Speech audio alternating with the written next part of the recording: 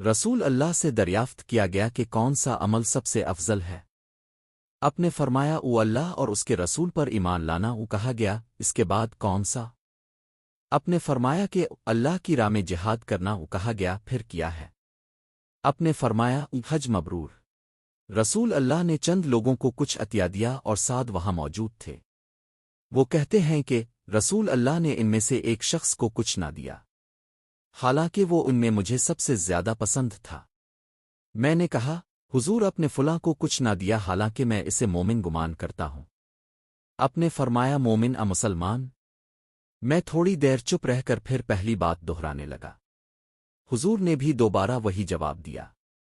پھر آپ نے فرمایا کہ اے سعد، باوجود یہ کہ ایک شخص مجھے زیادہ عزیز ہے، پھر بھی میں اسے نظر انداز کر کے کسی اور دوسرے کو اس خوف کی وجہ سے یہ مال دے دیتا ہوں کہ وہ اپنی کمزوری کی وجہ سے اسلام سے پھر جائے اور اللہ اسے آگ میں اوندا ڈال دے۔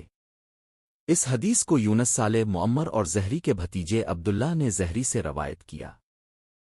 ایک آدمی نے رسول اللہ سے پوچھا کون سا اسلام بہتر ہے؟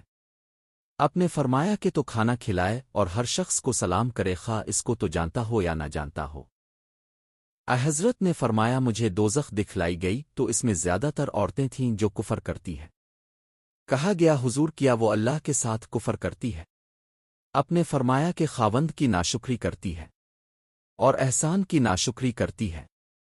اگر تم عمر بھر ان میں سے کسی کے ساتھ احسان کرتے رہو، پھر تمہاری طرف سے کبھی کوئی ان کے خیال میں ناگواری کی بات ہو جائے تو فوراً کہہ اٹھے گی کہ میں نے کبھی بھی تجھ سے کوئی بھلائی نہیں دیکھی۔ میں اس شخص حضرت علی رضی اللہ عنہ کی مدد کرنے کو چلا۔ راستے میں مجھ کو ابو بکرہ ملے۔ پوچھا کہاں جاتے ہو؟ میں نے کہا اس شخص حضرت علی رضی اللہ عنہ کی مدد کرنے کو جاتا ہوں۔ ابو بکرہ نے کہا اپنے گھر کو لوٹ جاؤ۔ میں نے حضرت سے سنا ہے آپ فرماتے تھے جب دو مسلمان اپنی اپنی تلواریں لے کر بھیڑ جائیں تو قاتل اور مقتول دونوں دوزخی ہیں۔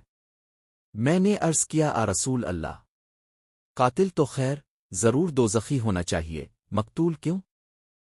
فرمایا وہ بھی اپنے ساتھی کو مار ڈالنے کی حرص رکھتا تھا، موقع پاتا تو وہ اسے ضرور قتل کر دیتا۔ دل کے عزم سمین